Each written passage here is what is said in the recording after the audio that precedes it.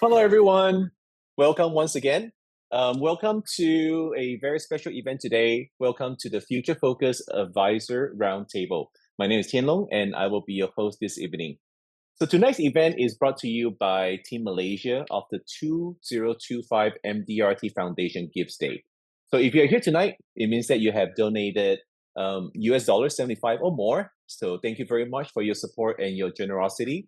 Because of your contributions, Team Malaysia this year was able to achieve the team goal of USD 45,000. Actually, we actually went over 50,000 this year. And even more amazing is all 9 of the fundraisers achieved their personal goal of US dollars 5,000.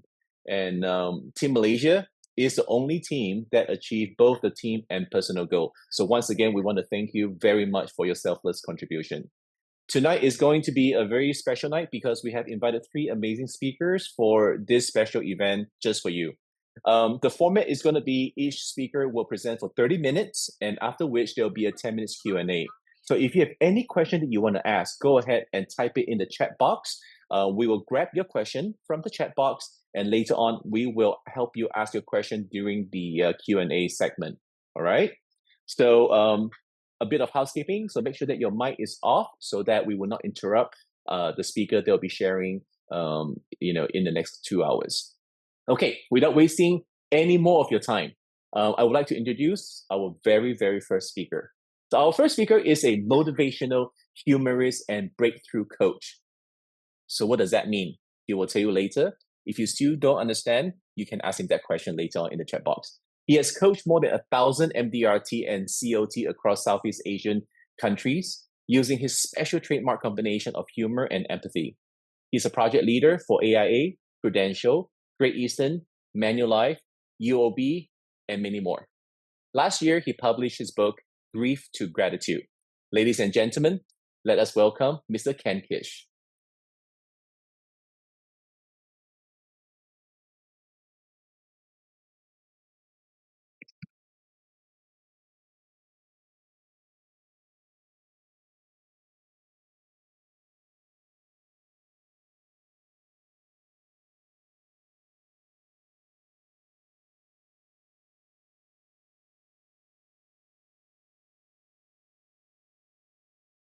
Sorry, Ken. Can you unmute yourself because you're currently mute right now? Okay. Okay. Perfect. We can hear you now. Good evening, MDRT. Good afternoon, MDRT. And good morning, MDRT, from anywhere, the parts of the world. My name is Ken. Sorry about the glitch. My guys got it down. So I hope that you are hearing me right now. So let me start. Growing up, I've always felt that I wasn't accepted. I felt that because of my racial background and my upbringing, I felt different and not wanted. I only understood to be understood is to be accepted, and true connection is when someone understands you. I have always thought that people didn't want to listen to what I say because they didn't accept or understand me. So growing into adulthood, I was still struggling with my communications and connections. Some were hits and many were misses. So ironically, I thought having a degree in mass communications could help me in connecting authentically with others. So one fine day, while working part-time at NKF, also known as the National Kidney Foundation, one of the head nurses actually brought this up. Ken, your communications with people is very good. The 19-year-old me felt pride. Question is, why would a simple compliment like this light me up? Well, because I realized momentarily people understood me, and that made me feel accepted and belonged.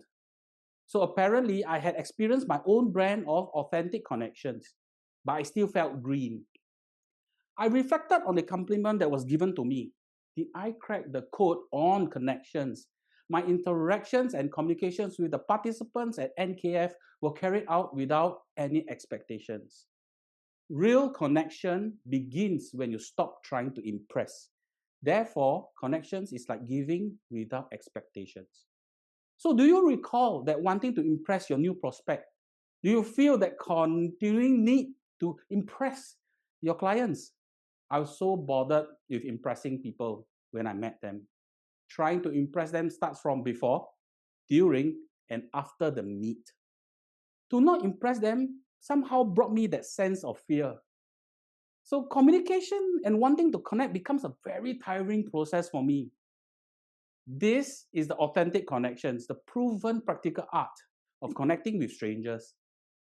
I will be sharing with you my PAL system, a framework that I've put together to set your mental and emotional capacity before entering into a conversation. After understanding this system, you would know what is needed for better and closer conversations. You'll be more aware what to look out for internally and externally when entering into a conversation. These conversations would in turn become an authentic connection. Through my social experiment that I've been carrying out yet to complete, the 50 connections and counting would help me constantly understand what are the small things to look out for before, during, and after a conversation. Bringing more awareness to this can bring a connection to possibly bloom.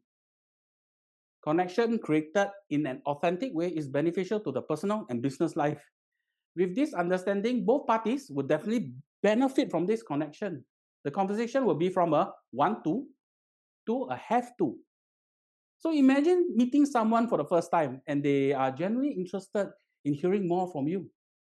And they want to explore the conversation beyond the surface level. That's the essence of authentic connection. It's when a stranger feels the compelling feeling, wanting to continue chat with you, simply because of the genuine connection, free from any expectation or gain. It's a moment of pure human engagement.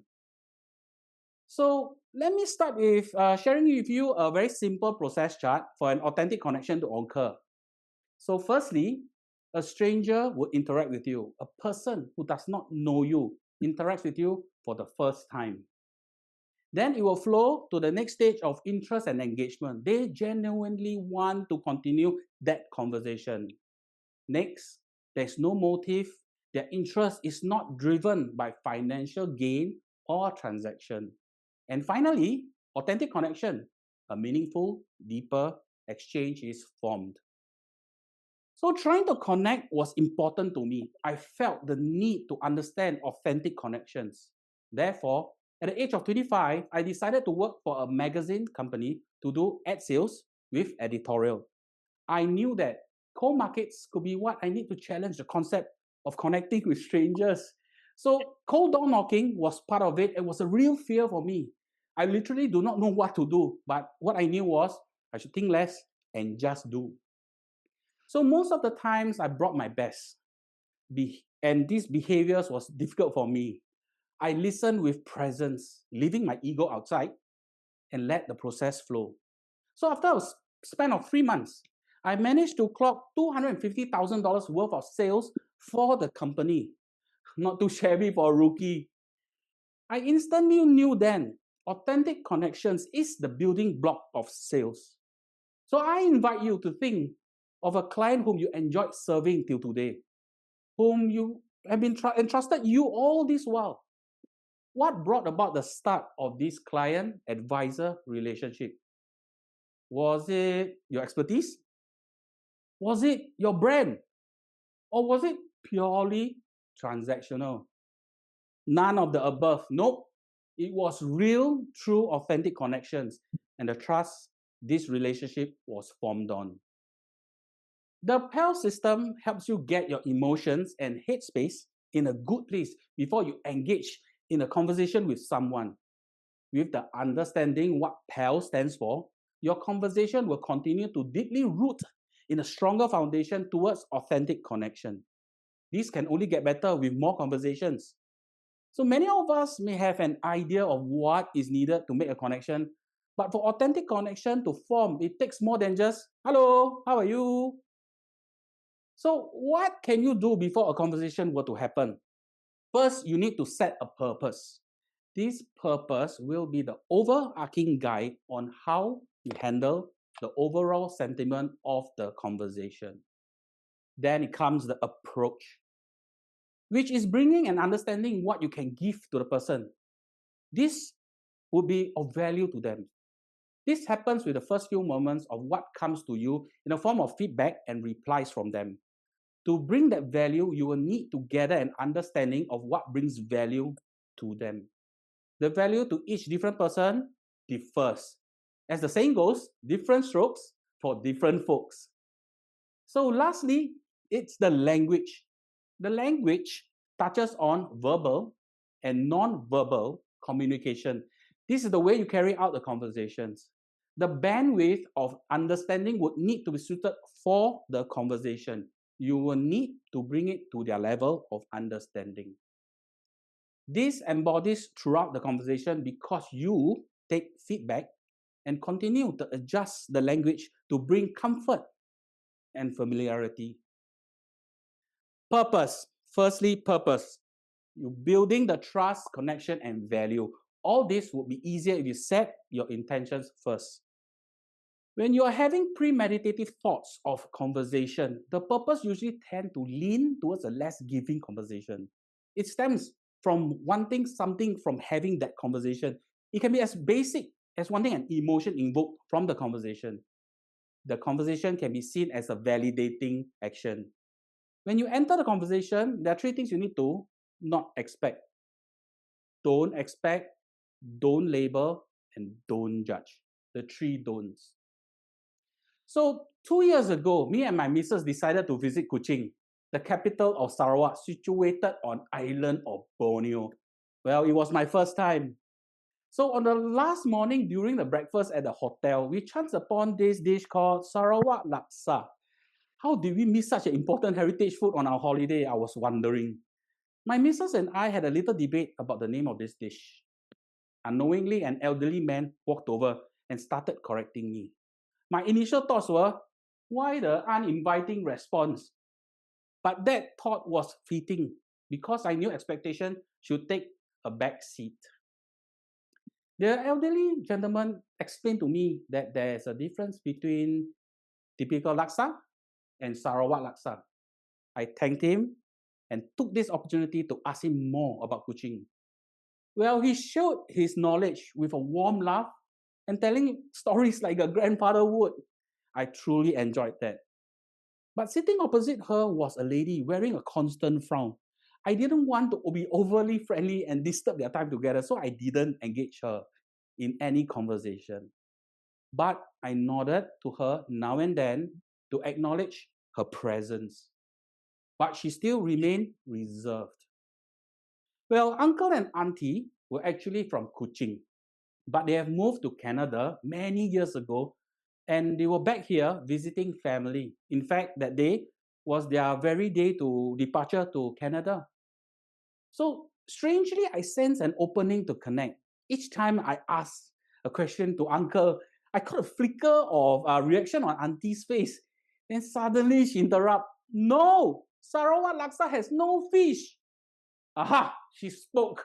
The iceberg slowly melts. I felt invigorated. She showed interest.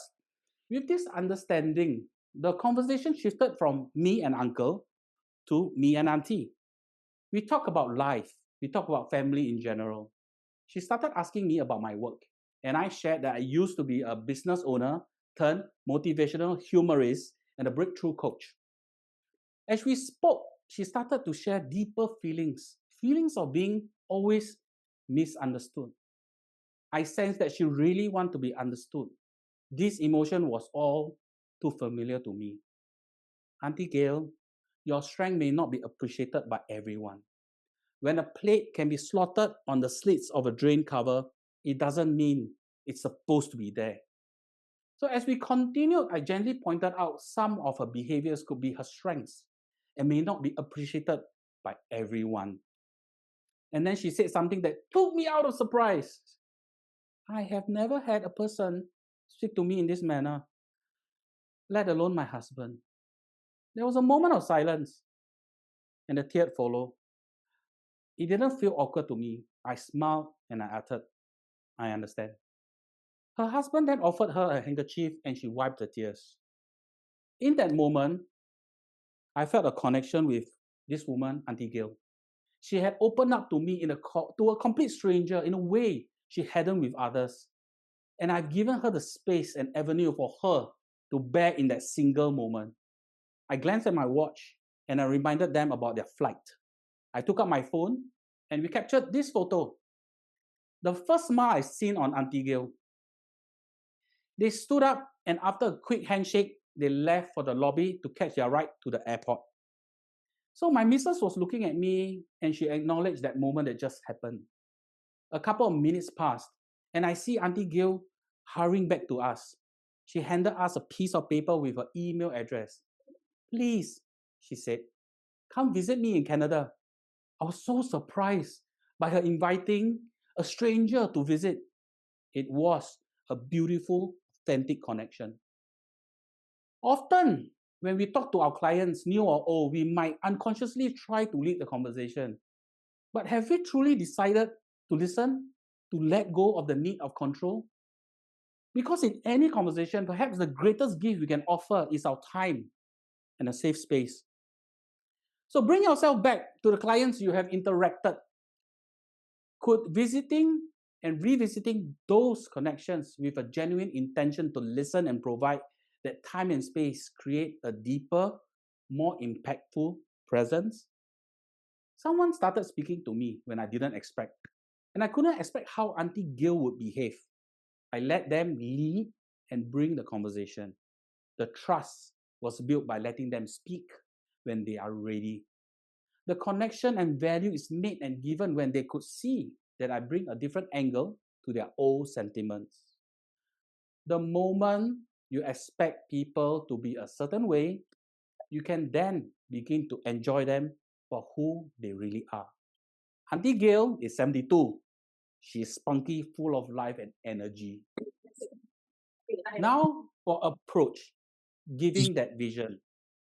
I used to have this slogan that guided me in my early entrepreneurial journey. Guess what? Pursue your daydreams. It's the first time I heard this slogan.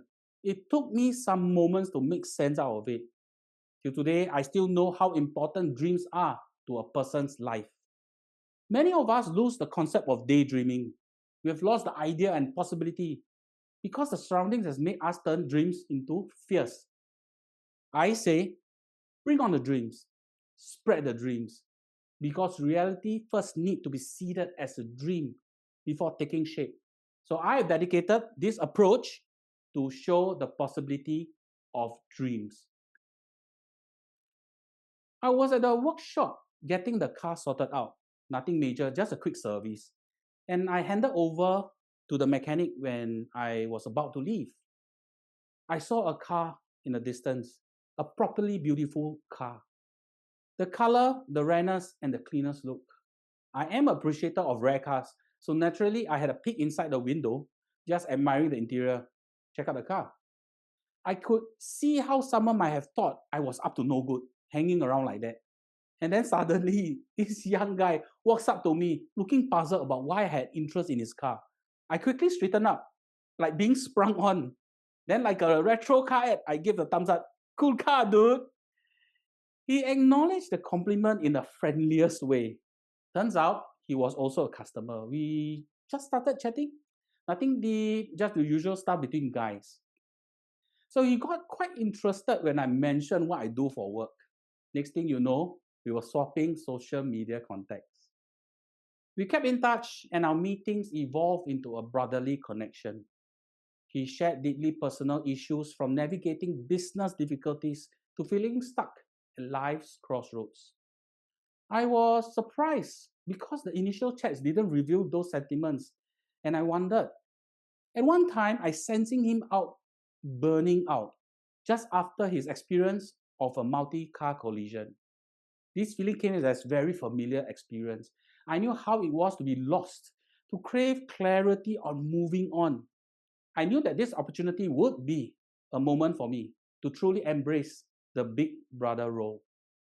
I offered clarity for his challenges to help him remain steadfast. I answered his questions and gently reminded him of what truly matters. So, what truly matters to you? I knew he needed to feel what the world truly is, observing the wider color spectrum of life. I encouraged him to travel. This was me giving that vision. Not holidaying, okay? But consciously observing the world outside his current world, his current reality. Much like my own backpacking days and motorcycling touring adventures many years ago. I got lost through blind exploration. I knocked on strangers' doors for lodging, but I found a part of me while sitting on a mountaintop observing rolling clouds past me. He embraced the idea with no reservations. Soon after, he was contacting me from overseas, sharing pictures with tales of his adventures and newfound friends. It was a proud moment to have that front row seat to observe a person's tribulations, which it didn't stop them, but yet the human spirit continued pursuit of that beautiful life. Our friendship did not end here, but grew into a collaboration. We worked together on my book launch on January 16, 2025 in Singapore. The book is From Grief to Gratitude. So I understand that he is a guitar guru, and I asked if he or his student wanted to perform as an accompanying act to my book launch. He agreed without hesitation, and I'm very grateful. He brought his guitar magic. It's amazing, isn't it? Just admiring a car at a workshop, and it leads to a real connection, a friendship, and now a collaboration that makes you wonder. Many potential connections and opportunities we might miss in our daily lives. So while it's one thing to hear a story like this, maybe the true real takeaway is understanding that unexpected connections and relationships aren't just stories. They are possibilities that can actually unfold in our own lives. So conversation with clients will evolve over the years. You know that. Soon after, you could be actually their confidant. The worries they share could be a heavy burden they carry. Listening sounds like sharing their burden, but when you find a way out from chasing a tail, isn't that worth sharing that possibility with them? Sometimes all someone needs is a glimpse beyond their current reality. It's a gentle nudge towards a possibility they never dared to imagine or even dream. So for the third one is language. How you make them feel. The language is not just about what it's heard, it's also encompassing the verbal and non-verbal communication. What can be seen will also be attributed to how the other party starts and continues to build a certain perception of you. With every moment of interaction, directly or indirectly, they begin to form an understanding of you. This is how they shape the perception of you. This perception is shaped by three things. Remember the three things, huh? One, the style of speech. Number two, how well you identify with their interests. And three, how much they feel that similarity or connection with you. So these three factors will help you shape the language being used for that individual. So there I was in Osaka on a freezing morning. And I still wondered how I let my missus convince me to queue up in that cold weather. We get to this Michelin star place, and it's like the rest of the town haven't even woken up.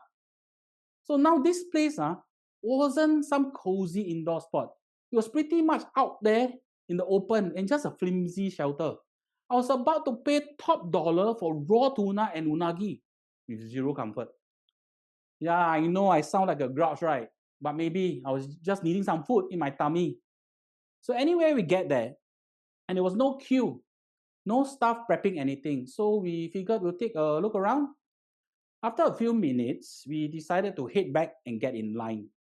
So I'm picturing myself being, first in line, but bam, there's already a queue forming up, and maybe it was the Singaporean in me, but I felt a little frizzled that I wasn't the first one. So I get in line behind this couple, and straight away I realized their dressing. It was out of this world. Colors you didn't even knew existed. All outfit, the hair, is the style I've never seen. Just completely unique. They made me feel like I was plain vanilla. I didn't make a move to chat with them right away because standing in a cold with an empty stomach, I really don't have the mood. So eventually we get ushered to a table. Another new dining experience because it was a standing table. And guess who ends up at the same table? That same colorful couple. They were clearly not local, looking Caucasian. So the food arrived, this amazing raw tuna and tuna chicks and my favorite unagi. As I ate, I caught both of their couple's eyes. The eyes were expressions of pure enjoyment. They were communicating without even saying a word, just through their body language. So the nodding, the creasing of the eyelids, and the slight smiles were all the language we didn't hear. So naturally, I just needed to understand where are they from. So I asked them, "Where are you guys from?" They said, "Australia." But when they explained they weren't originally from there, Nathan was actually from Ireland. His wife Jodane was just full of life, color inside and out, and just like a character out from a cartoon. It hit me. You can actually connect through food. It's a universal language, isn't it? They were curious about me too, where actually I came from. I gave them a few guesses, but they were stumped. They couldn't guess. So finally, I told them, Singapore. They said they have been in Singapore many years ago and they would love to experience the food scene again. And I, the self-proclaimed ever makan guru, replied, "Well, you are in luck." So I stuck to English with Nathan and Jodane, and it made me realize there are many different flavors of English.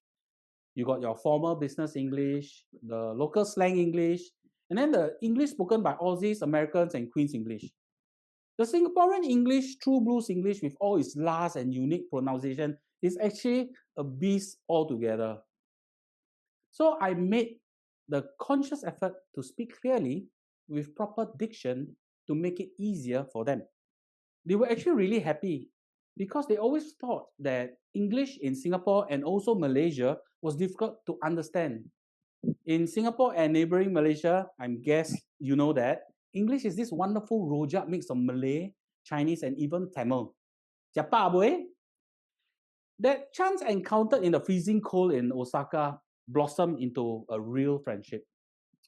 Over months, Nathan and Jordan actually met up with me and my missus in Singapore more than once. Nathan even brought his brother along on their family holiday just to see me during the layover. So with every conversation, I realized our friendship just grew stronger. Jordan even left a soft toy in a hotel in Singapore one of the trips and asked me to help ship it back to her, which I gladly did. I was happy to help. So in coincidence, Nathan is actually a child psychologist back in Australia. So actually, one of the testimonial in my book that came out months ago, I actually got him to write a testimonial for me. I'm truly thankful for that testimonial for my book, From Grief to Gratitude. It all started with a cold morning, some raw fish, and a willingness to connect. Even across different ways of speaking the same language, you actually know that a clear communication and a bit of shared humanity can really bridge any gap. So have you used the language suited for that connection with your clients? Anyone? Say me in your chat. What if deeper connections can be formed just because the language is what they needed for the true understanding? When the right language is used, how would the conversation have felt? How do you make people remember you? Is it the things you said? Or will it be what you did? I truly believe it is how you make them feel. So I would like to share a saying very close to my heart. People will forget what you say, people will forget what you did, but people will never forget how you made them feel.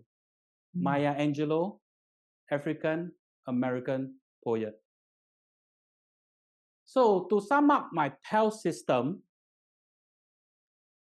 of purpose, approach, and language, think of PAL system as a journey, not a destination. Begin by understanding and practicing just one element. And as it becomes comfortable within the next element, remember, even actually one element, either purpose, approach, or language can spark that connection. But when the three of it come together, purpose, approach, and language, the conversation transforms into this beautiful flow, leaving both parties feeling deeply connected and understood. So I'm going to share 10 quick tips on how you can do the same to expand your network authentically. Number one, do not judge what a person can give or teach you. Number two, keep an open mind and open heart during the conversation and throughout. When starting a conversation, engage with keen, genuine interest in the other party. Number four, compliments are not always necessary. Actually, be curious about your clients. That actually works better. So number five, the conversation is supposed to let the other person know and feel you're actively listening. That is what we call presence. So number six, during the conversation, you do not steer what you want, but rather let them share with you what needs to be handled. It will come. Number seven, true understanding, true listening, always trust to be found. Number eight, draw and share parallel points during the conversation. This shows empathy and vulnerability. Number nine, an authentic connection isn't about win-win, but it brings the fire to the winter corners of a person's heart and will make them feel warm. Number 10, last but not least, you are not compelled to help and save the other party because just you know the problem. The choice is always them. Last but not least, in spirit of MDRT Gives Day 2025 in Malaysia and beyond, I shall give away my newly minted From Grief to Gratitude to 3 individuals around the world. No matter where you are, I will personally post the book to you. So start scanning the QR code over here. Okay, over here. All you need is just do one thing. Post a story and tag me on Instagram and share with me why you won the book. So simple. Okay? These 3 winners will be chosen by my teammates of JSI. Woohoo! So, to end this, I would like to share with you, be grateful for the conversations that will come and turn your conversation into authentic connections. My name is Ken, humorist and breakthrough coach. Peace out. Thank you. Thank you very much, Ken. That was a really wonderful presentation of your PAL system purpose, approach, and language. So we do have a few Thank you, Tian questions. Long. Oh, you're very welcome. So we do have a few questions that we want to ask you. I think we have a bit of time. Yes, we do. Okay. Oh, The very that's first great. question. Yeah, the very first question I really love. This is something that many of us struggle with. Even I've been in the industry for almost 20 years. I still struggle with this question. This is a good one. How do I know when an authentic connection is formed? How do I know when an authentic connection is formed? Yes. I realize that when you let the conversation flow and when people start sharing very in-depth details about themselves, you realize that that connection is actually formed. It's like when they share with you their pains, sometimes losing someone a couple of years ago. This kind of sharing is not a plain sharing you share with a stranger, but you share with a stranger when you feel that connection. And I'm sure many people want to be heard. It's just whether we want to listen. Great.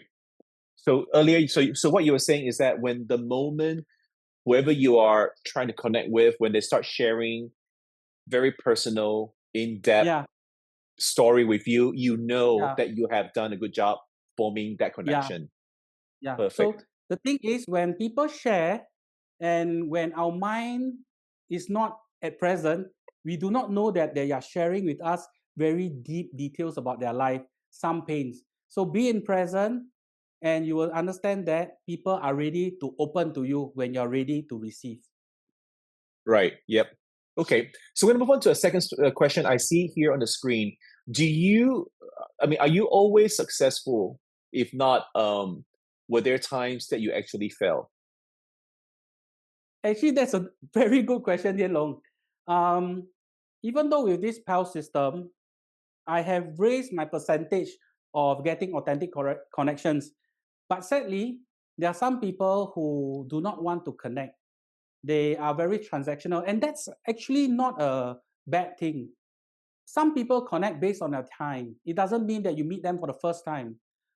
You know, plants, you need to give some love. Some plant grow faster, some plant grow slower, right? So this is all about love, the amount of attention you give. When you give your love and time and resources to your clients, don't take it that what you give is what you're supposed to receive in a given timeline in your mind. It will come, let it come. Okay. Aziza, I hope that answer your question. If you have any follow-up question, feel free to type here. Okay, let's move on to another question here. Okay. Let me see. How, okay. How can I overcome the fears of approaching strangers? Oh, this is also another good one. Very often we do have the Okay. kind of fear. So how, like, what do we do? Do we just jump around? Do we just, I don't know, yeah, wash your hand, go to the bathroom? Tell us. Okay, so it's a true fear to actually start opening up to a stranger.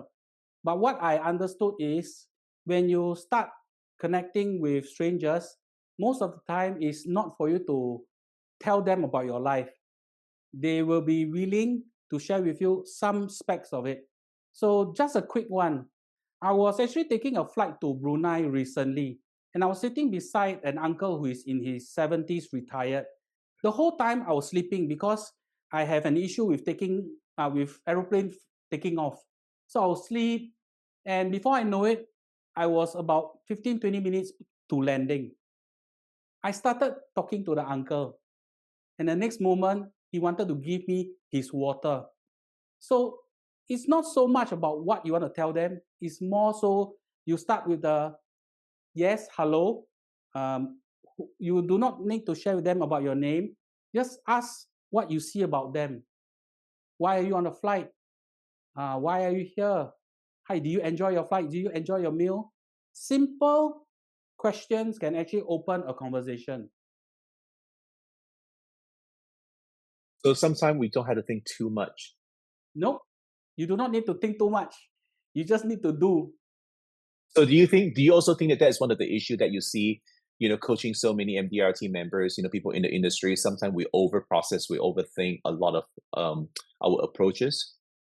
Yeah, we are human and we have the brain and we let our thoughts control us sometimes a bit too much. And I'm sure being a seasoned financial planner, Tian Long, you know that actually more than 90% of our thoughts are actually pointless, right? Most of the things that we want to do, we are always stopped by thoughts. We are always stopped by thoughts. So every Right. time when you see someone that you want to connect, just connect. Don't expect the conversation will go on. Just connect. And the more you do it, the Mm. fear will start water away. Right. Just do it. Don't expect anything out of it. And Yeah, sometime miracle, amazing thing can happen when you don't expect. yeah. Right. That's how Okay, I great. spoke to you in Hong Kong, man. That is true. That is true. Okay, I think we have time for one last question. There's one question I really enjoy. I'm going to uh so what we can do is we can take down all the questions and I don't know how you're going to answer them. We'll find a way. We'll find a way. Okay, here someone is Thanks, CB. asking. Yeah, someone is asking. What is it? Number 8. Someone is asking you to elaborate on point number 8. I have here. Draw and share parallel points during the conversation.